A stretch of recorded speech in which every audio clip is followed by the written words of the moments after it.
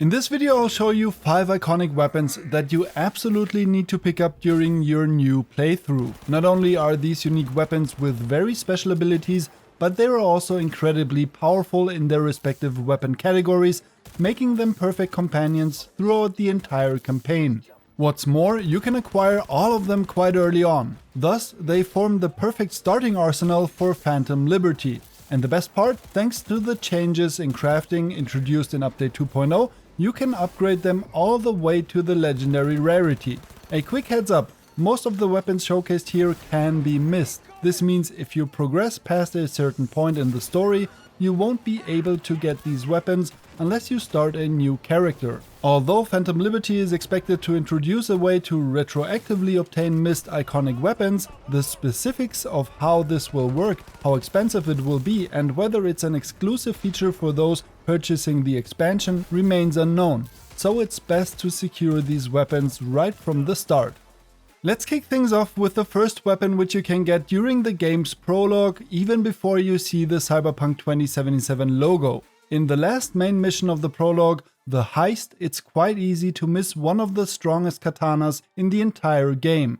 Saburo Arasaka's iconic katana Satori is an essential weapon for any melee build. When you and Jackie infiltrate the Arasaka Tower to steal the relic, things go sideways, and towards the end of the mission you find yourself needing to flee the penthouse in a hurry. The quest marker directs you through a glass door leading out to the penthouse balcony, but against your instincts, go back through the room and head upstairs to the heliport.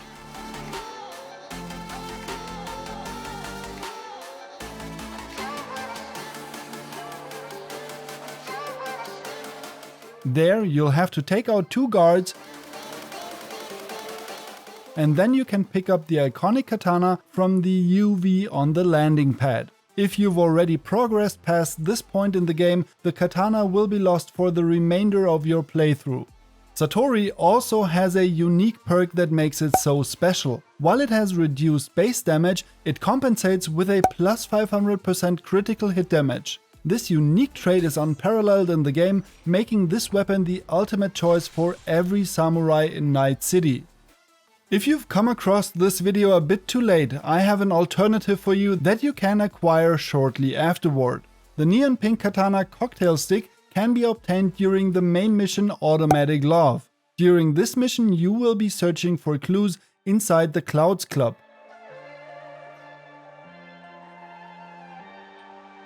Secure access to the VIP area on the upper floor. There you can grab the katana from one of the dressing rooms.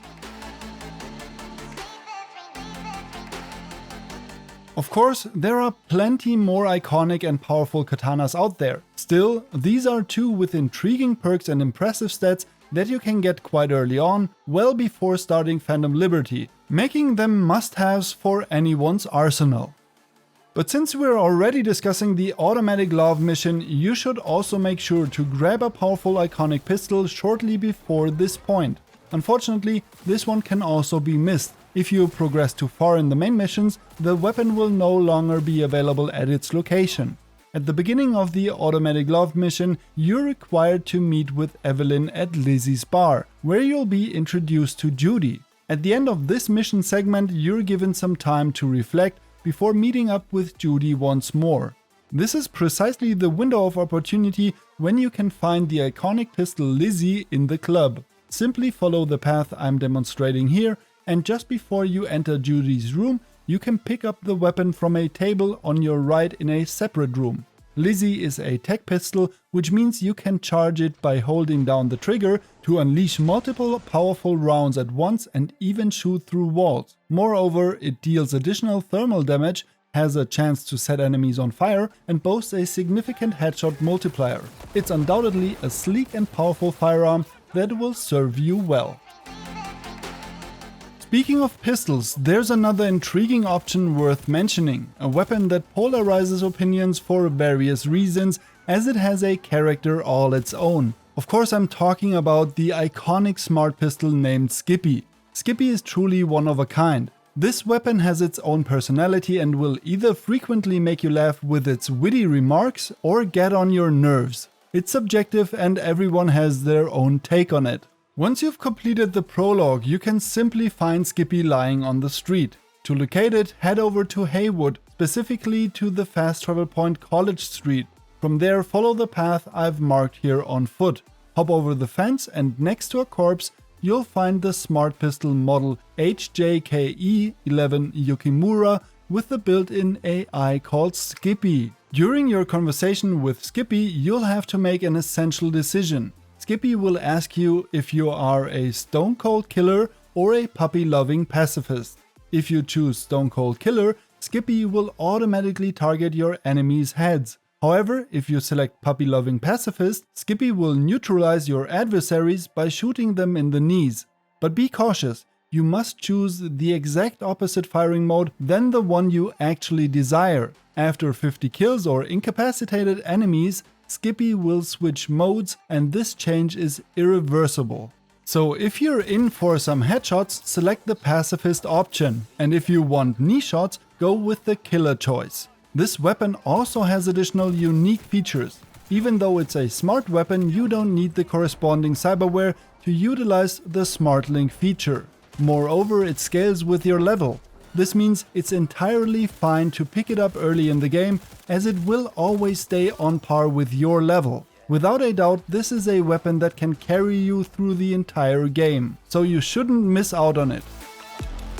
If you've enjoyed the video up to this point, I'd appreciate it if you gave it a thumbs up. Also, consider subscribing to the channel for many more Cyberpunk 2077 videos and guides just like this one. By activating the bell notification, you'll ensure you don't miss out on any future videos. Next up, we're going to acquire a sleek submachine gun. The iconic Fenrir is a power weapon, meaning its bullets can ricochet off walls. Additionally, it deals thermal damage and has a chance to set enemies on fire. It's a fantastic weapon to kick off your journey in the game, and you can practically get it for free. All you have to do is travel to the fast travel point in Watson named North Industrial District Docks. Nearby, you'll find the side job Losing My Religion. Accept this mission and help the monk who was kidnapped and disfigured by the Maelstrom gang with implants. He'll plead with you to rescue his brother who remains captive with the Maelstromers. Simply follow the quest marker to the lair of the Chrome Addicts. If you take the same path I'm showing here, using the containers as cover, you can stealthily infiltrate their hideout. You can quietly neutralize each enemy using chokeholds, avoiding combat altogether. Right in front of the monk's brother, you'll find the iconic Fenrir. It's easy to obtain and a robust addition to your weapon arsenal. Now let's get one of my all-time favorite weapons in the game. This weapon can make any battle ridiculously easy because it's a tech weapon that you can charge for increased damage, and moreover, it also allows you to see enemies through walls, letting you easily pick off even the most formidable foes from great distances. I'm talking about the iconic Widowmaker. You can obtain the Widowmaker as part of the main questline involving Panam. Shortly after the prologue, you'll get the main mission Ghost Town, where you're sent to the afterlife to meet up with Rogue. She introduces you to Panam and assigns you to help her out. Panam's car, loaded with valuable cargo, has been stolen, and you're tasked with helping her retrieve everything. So you ambush the gangsters and recover her vehicle. At this juncture, you're faced with a critical decision. Panam asks you for your help with avenging herself against Nash. If you decide to stay out of their feud, the weapon will be lost forever. Therefore, you must choose to support Panam in her fight against Nash. Once you've dealt with Nash and his crew, you can pick up Nash's iconic weapon, the Widowmaker, and claim it for yourself. I've used this weapon right up to the game's end. For me, it's an absolute must-have in Cyberpunk 2077. But do you have any weapons that you absolutely love to use and believe they're indispensable for any collection? Feel free to share your favorites in the comments below. If you found this video enjoyable and helpful, please give it a thumbs up. In the meantime, I wish you all an awesome day and I'll catch you in the next one.